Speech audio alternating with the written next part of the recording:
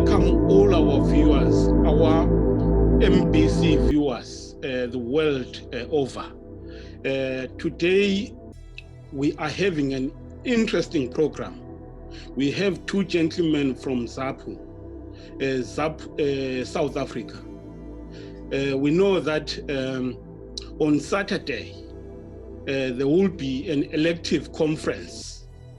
Zapu has sort of said that all its provincial structures, or maybe from branch, should start electing new office bearers in preparation for the Congress, which will be in April this year.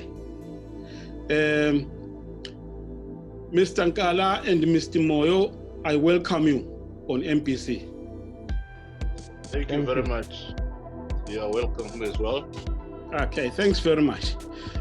I think let us start this by maybe starting by focusing on yourselves.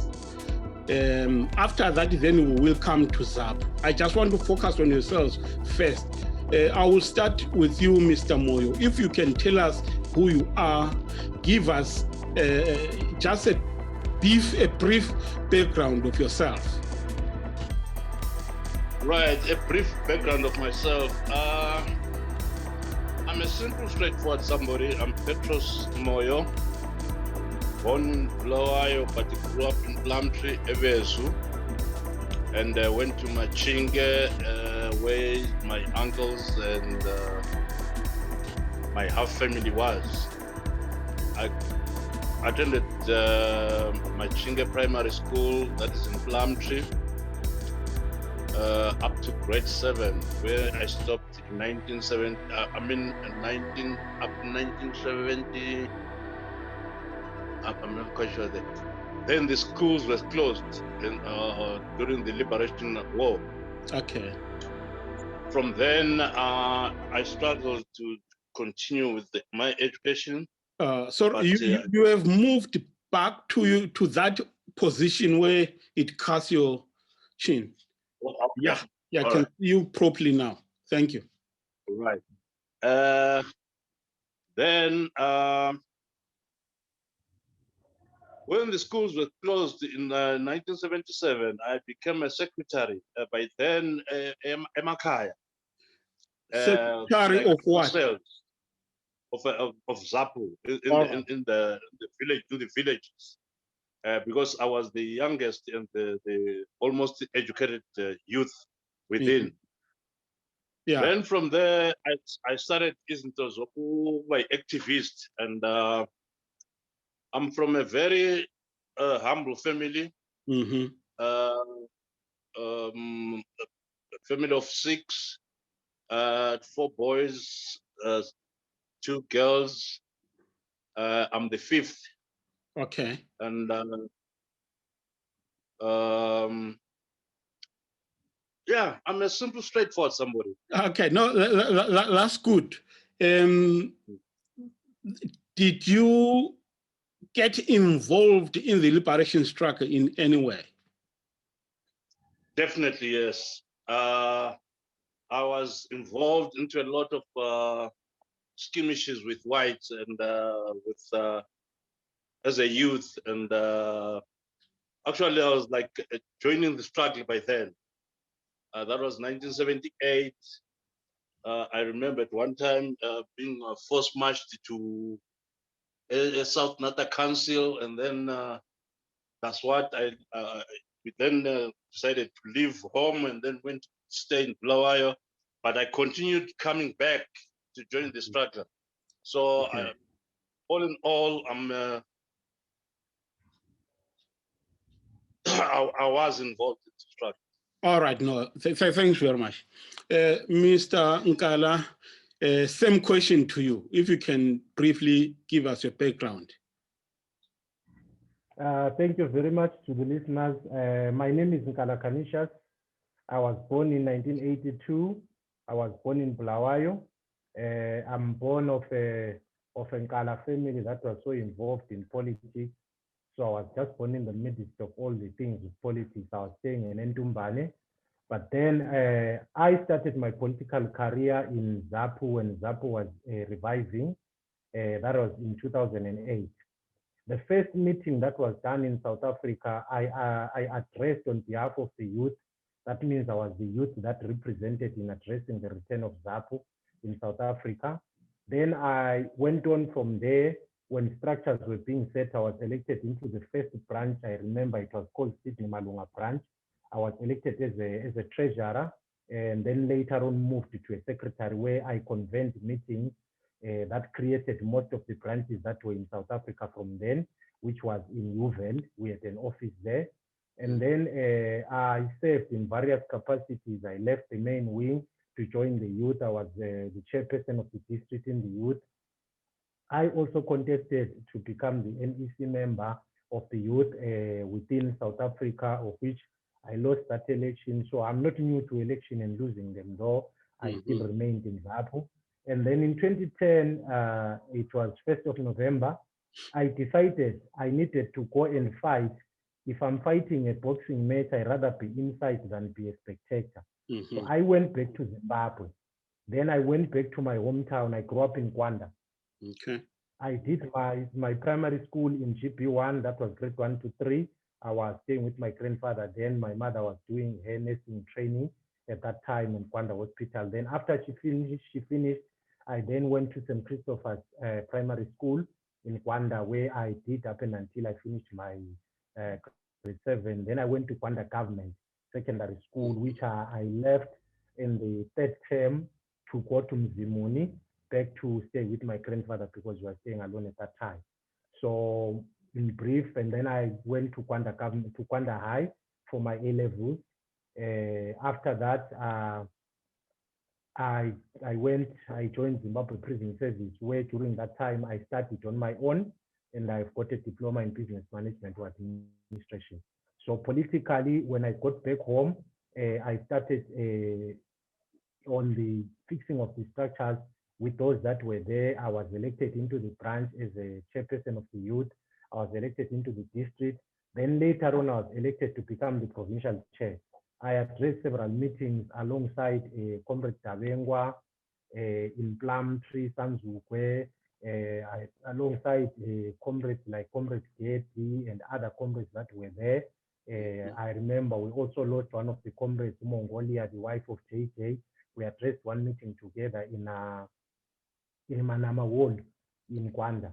So I became the provincial chairperson for about 2 years, whereby we managed to mobilize, to organize the National Youth Conference, the first in Zapu, and I was elected in the National Youth Conference to the position of National Youth Secretary for Policy and Strategy. In 2013 elections, I contested for Zapu as a councillor in Kwanda Town. I was the only council candidate in Kwanda Urban.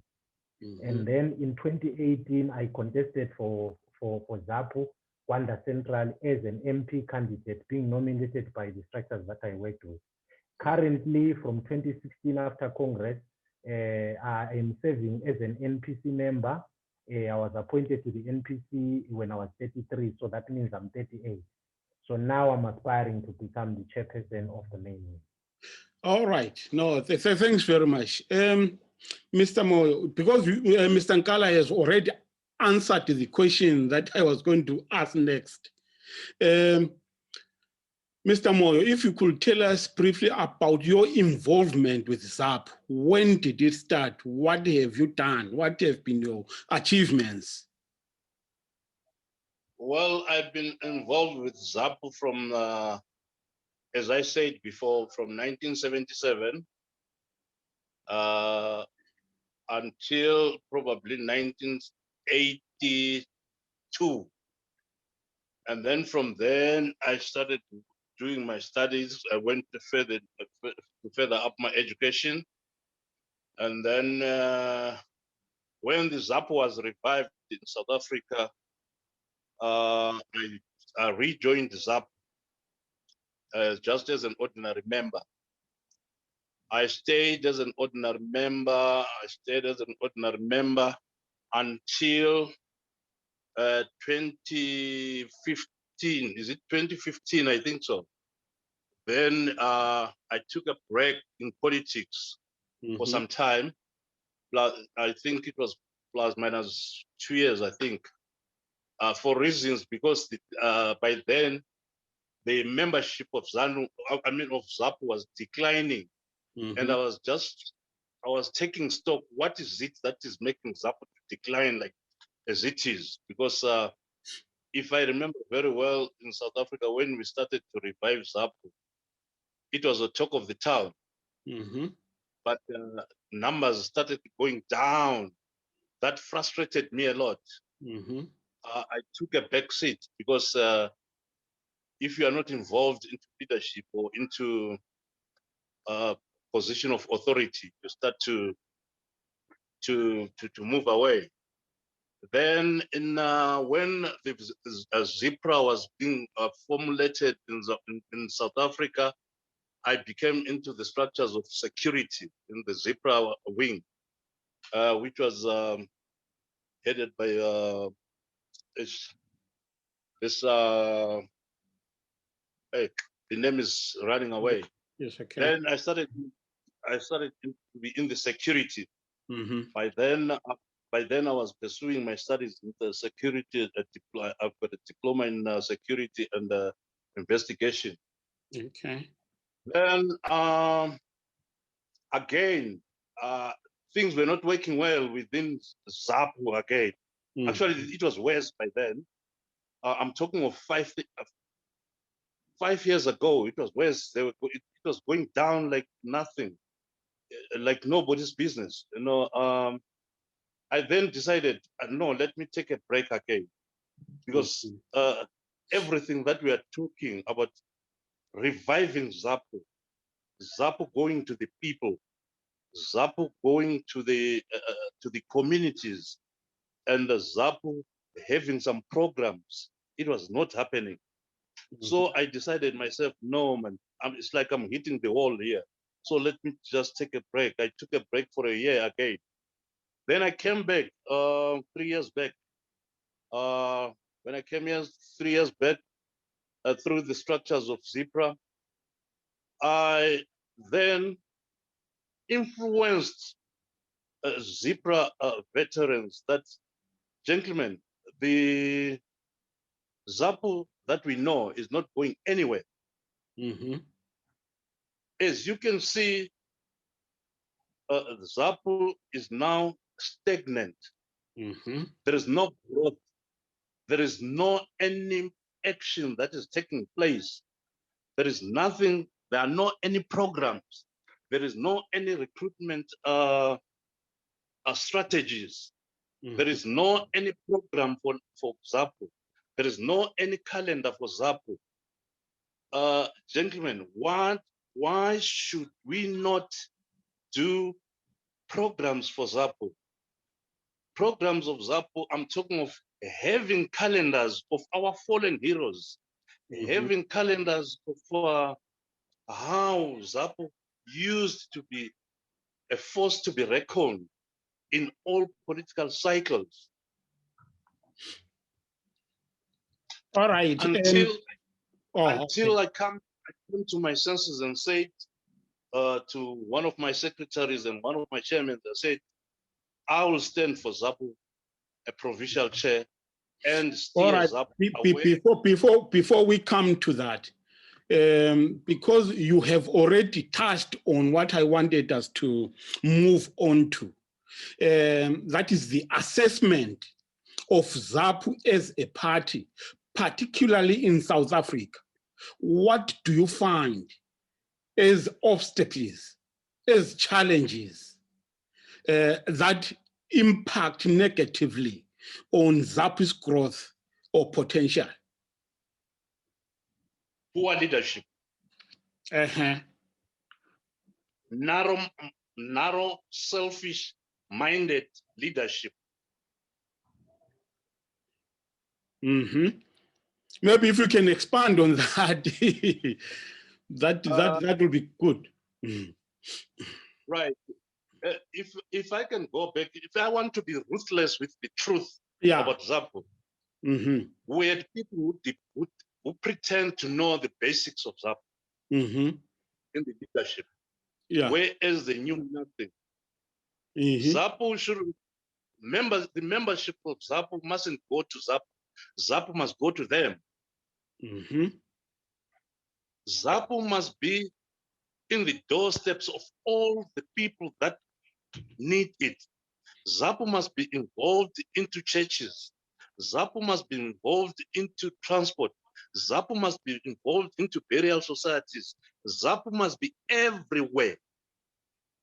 But we had people who had Zapu in their briefcase. Mm-hmm. Okay, no, thanks very much. Mr. Nkar, same question to you. What is your assessment of Zapu as a party, and particularly in the region of South Africa? What has been the challenges? Okay, thank you. After going home to contest after 2013 elections, I came back to South Africa, particularly, yes, there was now a problem that was there, but the main problem that is there in South Africa province or in Zapu in general, in simple terms, is the development of cadres and also the deployment of cadres and the commitment of leaders. So in as much as we are speaking right now, Yeah. after having gone home, I managed to get home and get busy. I got arrested several times in Kwanda there for quite a lot of things. I addressed a lot of meetings. As a young person, I was doing what I was supposed to do with the structures that were there. And I can simply say that comrades that are in Kwanda, like Comrade Basutu and others, they are pushing in a way that they can, even though it is a bit difficult. But the most important thing will be, as we go forward or as we look at what we are going into, let's develop leaders, because the most of the issue is you can't expect to have leaders when you don't develop some. It's a political party, it's an institution. I am coming from the youth structures into the main wing, and what I have learned is that politics is not a walk in the park. So my understanding is that I have to also become that leader that I want to see. I must also do something to make sure that Zapu changes. I must also take part in the mobilization or that is happening in and around the party. I must also put myself up and become a leader that can inspire other people so that Zapu can actually grow. So challenges are there, yes, but the main challenge is let's get leaders that can actually say, I want to show the way. So your analysis or your assessment of Zapu is that it lacks leadership. Is it what you really think is holding Zapu back? Developing leaders, because people are there. Developing leaders, people are there. What we need to do is to develop the leaders. Because that is a very important subject. Because if you look into, if you look at even Mr. Moyo here that I'm with, he's a very good leader. But have we ever, as Zapu, given him that room to develop? We haven't. Sometimes we make him doubt because maybe sometimes we that elect him do not support him after electing him to something else, isn't it? So I believe it's leadership development, not just leadership. Leadership development. If Nkala is here, and what I get from even Mr. Moyo and the rest of the other elders that are in front of me is that I ask and I get to be taught, isn't it? So I know it's a bit difficult to Mr. Moyo because he now stands out as a leader to me that I ask, and who will he ask? All right. Mr. Moyo, do you want to say anything about that? Look, Mr. Nkala, in anything that involves money and in an organization, there should be a report back, whether quarterly or monthly. The leadership that we currently have in Zapu couldn't further anything. Uh-huh. It's unfortunate, very, very unfortunate, because some of the things when you talk, you find yourself as if you are provoking people. Mm-hmm. Because if I can be elected, or if Nkala can be elected on Saturday, Mm-hmm. should I say you will be, or I will be starting from scratch? Yeah. Because as he can say, I even said on an interview with the other colleagues when we were with Mr. Nkala again, I said, I'm willing to work with anybody who can change the mindset of this current leadership that we have currently. Mm-hmm. Because it's not that we hate the leadership that's there now, Yeah. but they have wasted people's time. And so Zapu is dismantling every day. Not, that's why I'm so sorry to say, that's why some structures are being formulated which are not authentic. Uh-huh. All right. Whereas we are going for a conference, a serious conference, Yeah. then you find some leadership that is compromised, formulating structures which are not there, formulating branches which are not there. Okay. All right. That's because what people they should understand, if you corruptly create a certain structure within the political framework, automatically the whole system will be corrupt. Yeah. All right. All right. I want us to move on a little bit now. Let us look at the diaspora chapters, the diaspora regions. Let us look at the diaspora chapters, particularly South Africa. What do you think should be the role of South Africa to the mother party? What should it do? Let me come to you, Mr. Nkala, then I will come to Mr. Moore. Thank you very much. When we are talking about the role of South Africa is geographically positioned and financially positioned to actually be very close in the close proximity to Zimbabwe itself. So I would say that if we were to look at chapters here, we're looking at the bigger part of the of the party's policies. As we go to Congress, we need to look at the roles to be played by each and every, let's say, chapter. If we are to say that as South Africa, what would I propose in this case? I would propose that if we are to be the ones to handle, at least to handle the finance portfolio, even if it's not in our hands in totality, but the finance portfolio and the marketing teams. As we look right now, I'm talking to you, you are in UK. I'm talking to you from my home in Hillbrow, you see? Mm. And that means that we must not underestimate the power of of technology. We can run a lot of things from South Africa. We can run a television, a Zapu television online. It can be managed from here. Any person can connect through this Zoom that we have. We can even interconnect this even to live Facebook, isn't it? Yeah. So we are looking at saying that back home, the issue that is there is that if you are to talk of data, it is too expensive. If you are to talk of them having money to move from one position to another, it becomes also hard.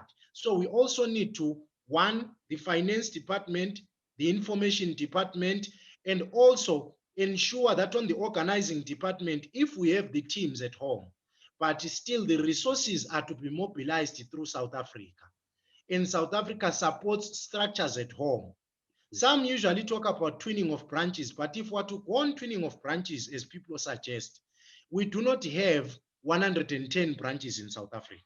Mm-hmm. So we need actually to look at a South Africa province supporting the whole party in certain areas, like financially looking for money, because the best brains are here, yes. But now to put those best brains in one place and then they make something meaningful, it becomes a problem, which is why, in as much as Mr. Moyo speaks, I would not disagree with him. We do have a problem of people full of themselves and all those things. The problem being that we are here, I'm coming from Gwanda Matsao. There is another prolific guy coming from Marsh West or Marsh East. But what will become the hindering problem is that when I take leadership, I want to make sure that in the leadership that I have, I do not have so much people that are challenging me. That issue of backlash and also trying to eliminate opponents, which all usually makes those that are not in power, they have to actually tell themselves that they have to go back.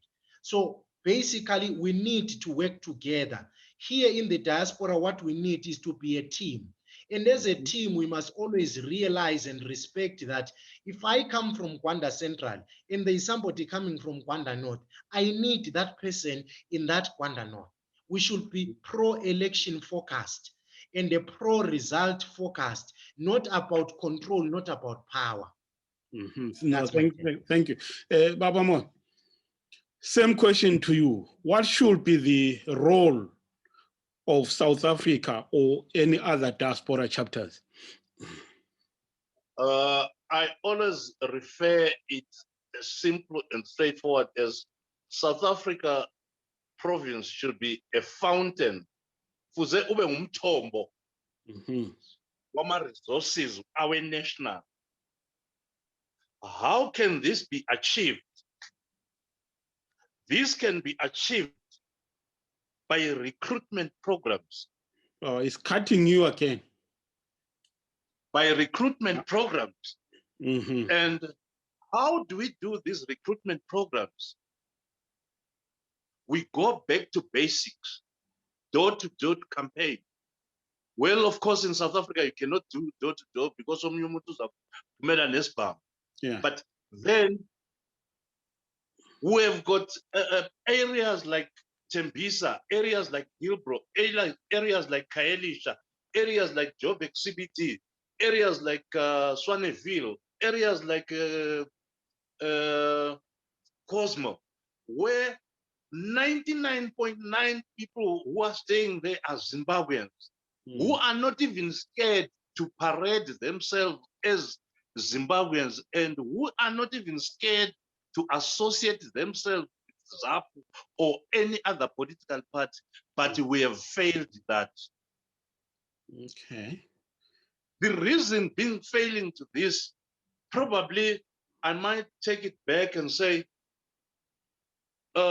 is it because of organizational skills? Is it because of the interest, or we have got people who we think that they are in Zapu, while they are in Zapu, they are not in Zapu, they are working to destroy Zapu. Okay. Because I don't see the reason why in South Africa we can have a less membership of 500. Yeah. Just mere 500. There is no one can give me that reason why. If you can give me a reason why we have got a membership of less than 500, I can give you a cow. Okay. The reason, again, Zapu in South Africa, they have distanced itself from academias. They have distanced itself from trade unions. Zapu have distanced itself from the membership, which we are saying, we are trying to say we have to recruit from them. Actually, Zapu right now is in isolation. No wonder why today other people, they don't want to associate themselves with Zapu because they think, no, you are not genuine, you are not right. Because there are no programs of the party. There is no calendar. There is no any action. There is no any message. Today after tomorrow, we are going for a conference We have got traditional leaders. We have got traditional leaders around South Africa. Who knows the history of Zapu? They are not involved. Let me come to you, Mr. Ngala.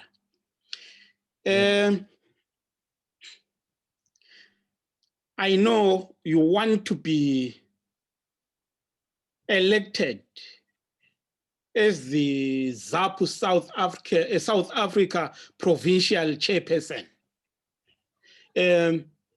First, why do you think you are the best person for that position? Okay, let me put it in a proper manner. If I say I want, it will be wrong. I've been nominated to actually to stand. I've been approached by several branches and members of the party to contest this position because it needs a person who is going to be able to understand in building a team. I'm a team worker. That's why you will see my competition with Mr. Moyo on this doesn't make us rivals at anyway. We know each other's strengths. We know where we'll need each other. So it doesn't make us rivals at any point. So what I am is a person who can actually unite the people. What I have as an experience in politics is what I was taught by Zapu. So what is important, if I am to say, why do I think or see that maybe I can give my service to Zapu for the betterment of Zapu? I can give my service because I'm an open-minded person. I can give my service to Zapu because I value everyone. And that is what is needed now. That is what, if you ask, even Mr. Petros is going to tell you, the important thing about what keeps them together as Zebra is that they are good in their differences. But we have actually failed this as people in Zapu all along, of which people are looking at us. And as they are looking at us, they want to elect a leader. They now do not want fiefdoms, whereby if Nkala is elected, then you are going to see only his friends and the kitchen cabinet around him. No, you must involve everybody. You must be able to also have plans to spread the party in the provinces of South Africa itself. Because it is important that we do not have 20 districts in Gauteng, which in actual fact are not districts. As he said, you cannot be having fewer members, but that administrative error is because we do not look at it as a task that is a must be done task. We do not strategize to say from this period to that period, what programs do we have? So I promise to make sure that I will consult people. I will tell you that even him, Mr. Moy, will tell you, if we look at the crop of people that we're going to be serving within the province, so that we're going to chair right now, it's actually a good crop. It needs only a good leader. And still that leader needs to be supported. And what I will tell you is this, it's not a want that if I lose, I die. No, if Mr. Moyo wins, he will be the best candidate according to the people, and I will be there to support him. Okay, no, thank you. Mr. Moy, same question to you. As you have come forward or you have been nominated or whatever, but in brief is that you want to lead Zapu in South Africa. Why do you think you are the best person? I'm not the best person to lead the Zapu, but I felt that I have to lift up my hand and say, can I drive this vehicle? Can I drive this giant organization out from its demise in South Africa? I laid out my my plans to my branch, and I laid out my plans to the executive of Zebra. I laid out my plans to the executive of Council of Elders. I said, Zapu needs to be taken back to people. If we take back Zapu to people, Zapu needs to be well oiled in South Africa to such an extent that the challenges that we see today faced by Zimbabweans, be it xenophobia, whereby we see people grandstanding, coming to say we represent Zimbabweans, but on the ground we don't see them. Why? It's because Zapu also is in the closed doors. Mm-hmm. Recently, I'm talking of today, there is pandemonium at Beitbridge. Mm-hmm. There is nothing that is happening there today. There is nothing that is happening there today. People are being handpicked to pass at the Beitbridge border post. Mm-hmm. But Zapu is in somebody's hands. Zapu is in somebody's briefcase. Today, those people who have been turned down, who have been taken their vehicles in Beitbridge,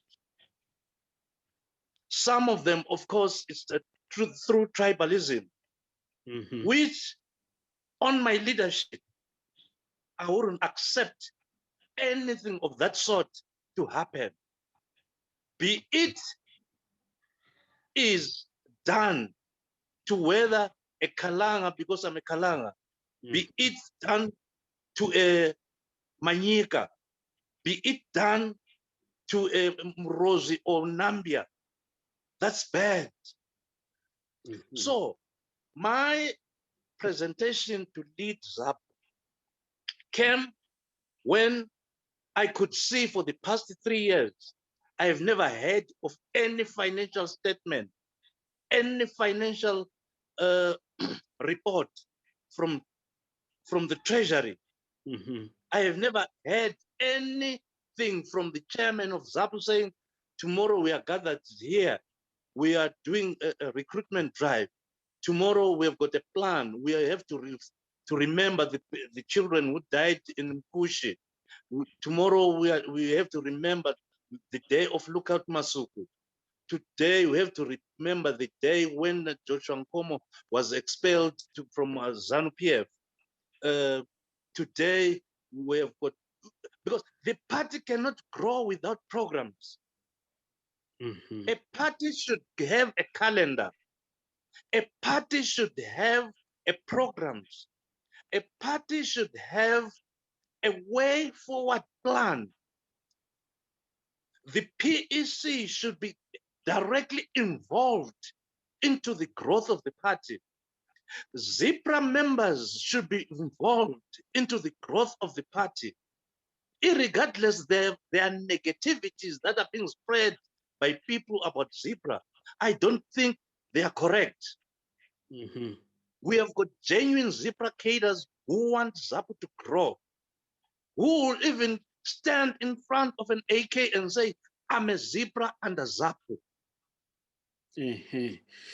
Okay, Baba Mo.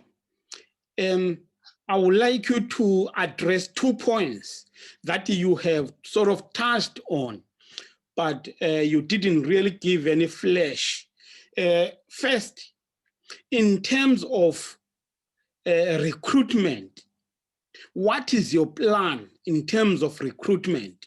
That's the first question. Then the second one, in terms of resources, how can you ensure that Zapu is adequately resourced? Right. My recruitment drive starts with visiting burial societies, visiting traditional leaders, visiting churches, whether charismatic churches, whether Pentecostal churches, to ask them in a round table to say, we as Zapu, we are presenting ourselves to you. What is it that you can offer that we cannot offer? What is expected from us as Zapu that we can offer? What is it? We have to distinguish between ourselves and ZANU. there should be a distinguishable degree between us and Zapu and ZANU-PF, because we are a true liberation movement that have got a rich history, which cannot just go fed like that. And Okay. about resources, Mm-hmm. talking to you as it is, I can see a chain of companies owned by Zimbabweans who are interested in joining Zapu, but because there was a veil, there was a curtain, they couldn't, even whenever they had assisted, they were not even thanked. There is nothing like to say good in politics than to say, here is a letter dated so and so, Zapu, South Africa province, thank you for what you have contributed or for what you have done. Mm-hmm. I've got people that I know that have assisted Zapu in so many ways, but who have never been thanked.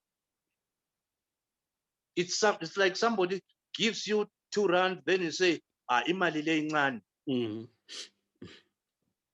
which is, to me, it's poor maladministration. People, if they contribute, even subscription, the legal as they are, they must be told what have happened with their subscriptions. It's not about being told at the conference. No, it's about people being told, being informed in their branches that as this branch, you contributed so much in this quarter of the year. So much have done this, so much have done this, so that people get motivated. Mm-hmm. You are not my child not to tell me what I've done with my R5. Legally as it is, I need to know what have you done. Right now, we are going to Congress. We are supposed to pay 150 as a delegate, as a nominee. Myself, I will change that system. Mm-hmm. That all members, let's try to increase subscription to probably 20 Rand a month. R5 must go to Congress. R5 must go to national. I mean, 10 Rand must go to national and R5 must remain to the branch so that it can cater for its needs. But today there is nothing. It's just pay your subscription, you close, you don't know where it's going, you don't know what is happening. It's just like I've donated something else. Okay, Mr. Mo.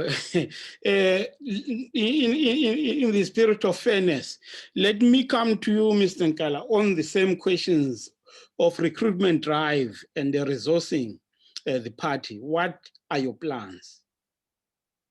The recruitment drive plans are very simple. We actually, when I came back in 2013, I found that Zapu was sitting in a ditch. And what we did was, I was an NEC member in the Youth Front then. And what we did was we mobilized ourselves, as few as we were, into a mobilization strategy team. What we did was we approached our former comrades first, all those that were sitting down, and then they managed to come back. Mm-hmm. After they came back, we took part in certain events. That some events were not ours directly, like the Maleme event and other events. Then there was the famous invasion of the Dabengwa farm, where at that very time, as few as we were, we did manage to assemble and also release a press statement. Mm-hmm. So I'm a person of action. I'm a person who doesn't just give up, even if it means that we are down, but I've never given up. So I believe that I will still instill that kind of confidence in the people, so that the very mobilization teams and the mobilization committees that are there in branches and every other place, they are also well managed and also have that kind of programs and also feel the drive to do something. Mm-hmm. Because if you try to lead as an individual, you cannot be everywhere alone. Mm-hmm. Yet when you become a chairperson, you chair a committee. In as much as I may think I have got the qualities, But the best quality will be the listening quality. And then after listening is the actioning and supervisory quality to make sure that what was discussed, was it done due to time that was supposed to be done in? If there is need for resources, that's when we come in as the chairpersons. Who do you think you can talk to who can actually assist? So being a chairperson is being the face of the party. Then as the face of the party, people must be coming to you and saying, where can we assist? And the fact of the matter is this: the time for people that are silent or silent leaders that don't talk is gone, because the currency in politics is the talking, is the action, is the leader statements and the words that change a political party into it being visible, it being followed, because the leader is making sense, is commenting on subjects that are there, is taking part action-wise. So our mobilization strategy should be, from the branch level, the branch chairpersons must be noisy enough. The chairperson in the province must scream worse. After the branch chairpersons have screamed, the chairperson can then scream. Let there be programs in each and every area. Know the Zimbabweans that are around you. Know how many schools that are there, that are led, that have got teachers from Zimbabwe. And let's involve them in drafting plans. The whole thing is about, let's be in with the people. It's not that the party has not been there. In actual fact, the current structure that we have, to tell you the truth, is the office type of people who believe in meetings amongst themselves. They are not going out there. I believe in addressing a public meeting because, yes, I'm a prolific speaker outside, just like Vuma is a prolific speaker. We now need people that are going to go out there, represent and present the party's policy. He says distinctly, we need to separate Zapu from ZANU. How are we going to do that? We need somebody who understands the policies of the party. I have served for 5 years in the NPC, and I know the party's constitution. I know the party's policies and manifesto because I've represented the party twice in elections. And I believe that that very part and that very information says Zapu as a whole has molded me into the politician that I am, because I came into Zapu not as a politician, but merely as Canisius. But now somebody can address me as Mr. Nkala, which means Zapu has grown me 13 years in Zapu unflinchingly and in leadership and keeping going. I can tell you that I have the requisite experience to say that, yes, I can share this, and the energy to run if need be. Yeah, no, thanks very much. You know, on people, resources. Sorry? On resources. Oh, yeah. Sorry, I nearly forgot that one. Yeah. There is never a new plan. What Comrade Vuma has said is a handful, but the most of it is this: we need to set up a business community. Comrade Vuma is saying, I am a businessman who knows people, isn't it? Win or lose, I need Comrade Vuma to set up that business committee. Then whenever there is something that is needed, I simply say, Vuma, senzani la. Then he says, asihambe siyobona ubani, asikhulume nobani. That's what is needed in a political party. Being a chairperson does not mean you have the money yourself. He doesn't have the money to give us, but he has got the ideas to share with us. The same with me, isn't it? Yeah. Okay, no, that's good. Let's move on to this. I don't know whether Mr. Moy wanted to add on to what Mr. Nkala has just said. 100%. All right. Especially on funding. On funding, Zapu is just as good as, like, to say, let's go back to basics. What are our business people doing in South Africa? Who are those business people? What kind of business are they running? Are they, or will they, you know, sometimes in politics, you win to lose. You win to lose, if you understand what I'm saying. Because there is no one whom you can say, whom we can approach. He gives you even 200 rand. The letter from the Secretary General with a letterhead of Zapu is more important than a phone call. You cannot just give me a phone call as if I'm your girlfriend, because you came and knocked at my door. A letter that is written with a letterhead of Zapu should accompany the word thank you. So that person feels recognized. Again, accountability is needed. We need to be accountable in everything that we do.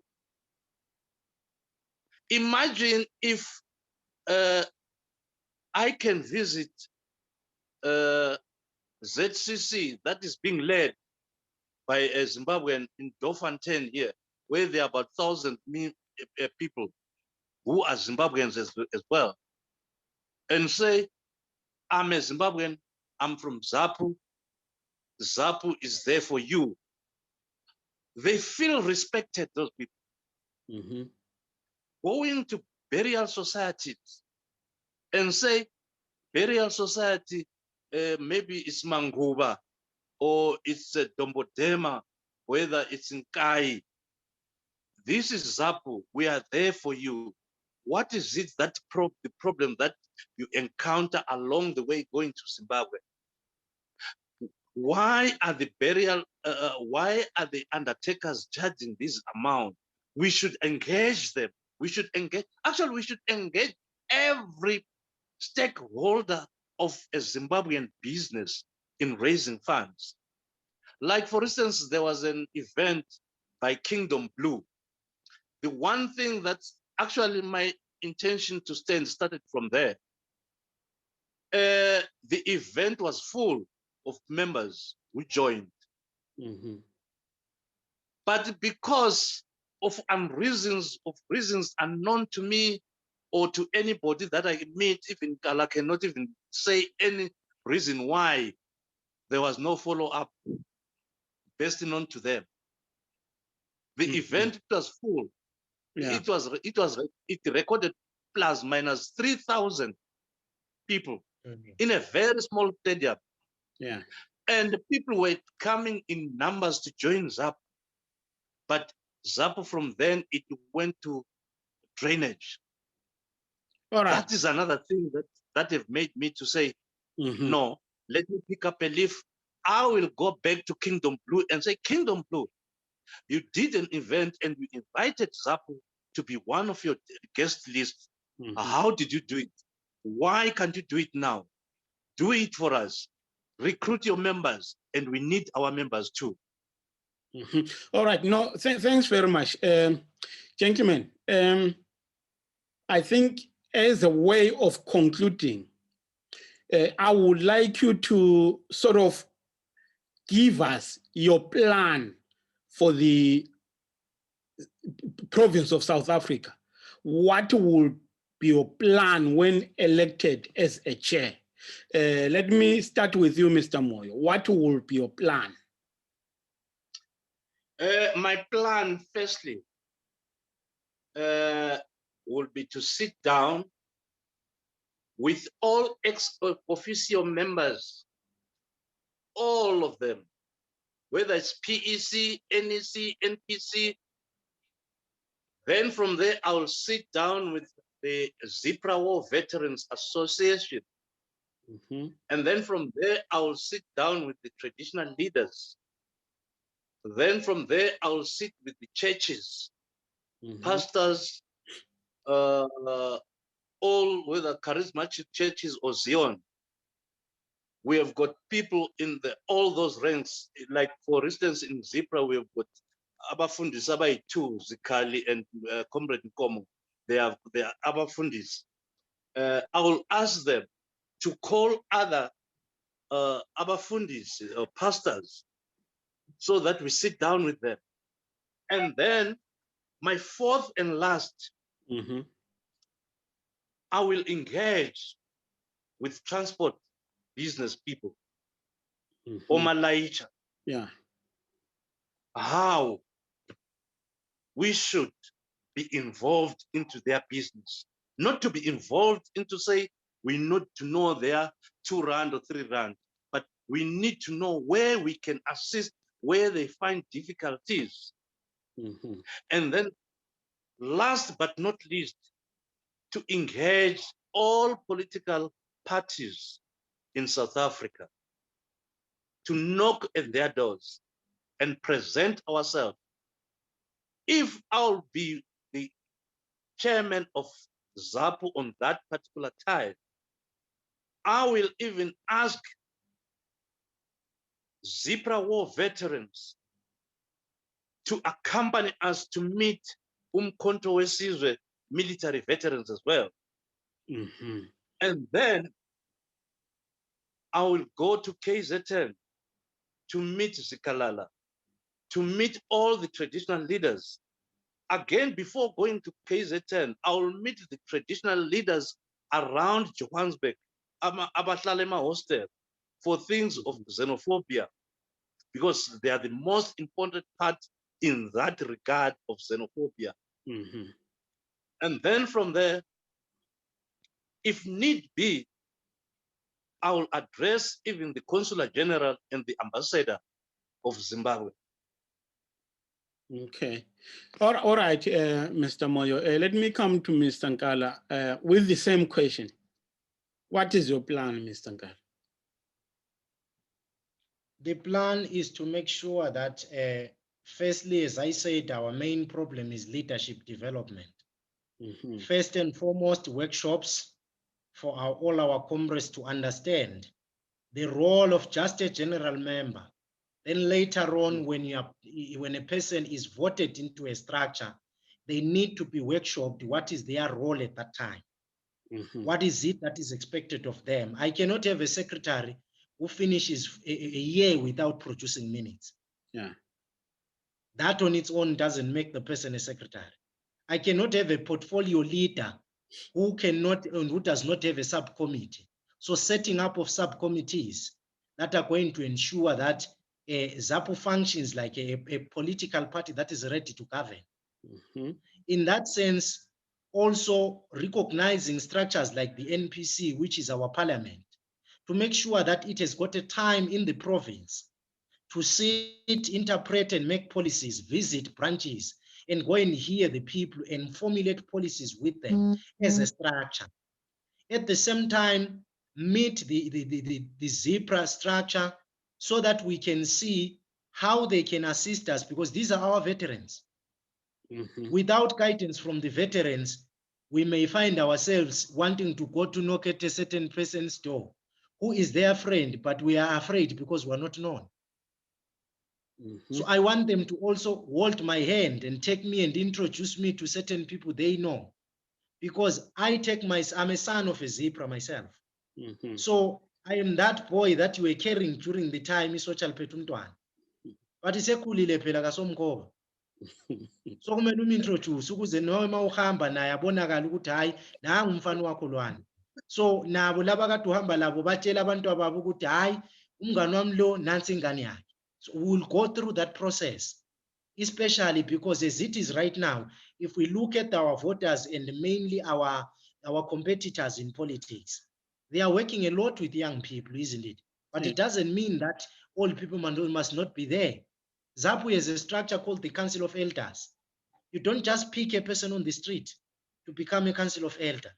We need to go after our stalwarts and bring them back. Those that were trained in commissariat to come and teach us what is commissariat. Mhm. Because at this current moment, you will find that I am elected a commissar. As clever as I am, I will rig commissariat. But do I know what it is? So to me, the most important thing is let's teach the comrades. Yeah. And let them know that if you are talking about Uvuma as a person trained in commissariat, Uvuma knows what he was doing there. Let him teach you. Mhm. You can Google what is a commissariat, but you will never know what really is Zapu commissariat, what made Zapu so loved by the people. Mhm. I have had a chance to actually work with a lot of political parties here in Zimbabwe, sitting with Zimbabweans in a platform whereby after COVID came, I was involved in a platform because according to them, the truth be told, the comrade knows, they know a little about our leadership currently. They know simply individuals. And the individual might mostly known to them is me because I'm a vocal someone. So they came to me, we set up a committee, and we were actually working together and making sure that if there is a problem in a certain place, we also come together wherever we can, see what we can do. It was small things, but the business community was coming in. Some people were asking me, so is Zapu still doing those NITRAM plans that they were doing? Who knows NITRAM plans besides Zipra? They are the ones that were in NITRAM. They are the ones that started those projects. How am I going to steal their plans and do them? Because stealing is not asking. I need to ask for the plan from them. Then they say, this is it. Mausia Guma farms, this is what you do. I'm a business person myself, small as I am in the business, but I've got bigger visions. People are renting farms here in South Africa and they are making a lot of money. People are renting saloons, they are making a lot of money. Can't Zapu do that? Projects, introduce projects to the people, and mainly projects that they can manage, and projects that won't only be for Zapu, but also change their livelihoods. Okay. No, thanks very much. Gentlemen, I think we have reached a time whereby we need to conclude. I will ask you just 2 minutes each to give your closing remarks. Baba Moy. You know, if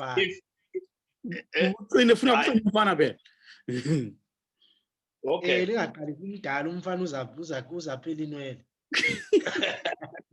Right. Mr. Nkala, the two Nkalas actually, you know, this is my second interview in tandem with Mr. Nkala, my co-competitor, not the competitor side.